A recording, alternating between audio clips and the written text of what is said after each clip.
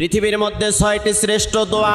এই দোয়াগুলোর আমল যদি কোনো বান্দা বান্দি করতে পারে তাহলে পৃথিবীতে যতগুলো দোয়া আছে তার ভিতরে এই দোয়াগুলোই সর্বশ্রেষ্ঠ দোয়া বলেছেন নবী করিম সাল্লাল্লাহু আলাইহি ওয়াসাল্লাম।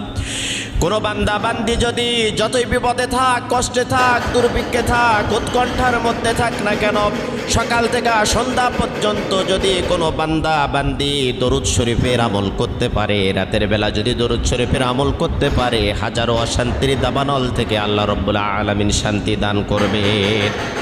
1 নম্বরে দরুদ শরীফের আমল করবেন। 2 নম্বরে ইস্তেগফার।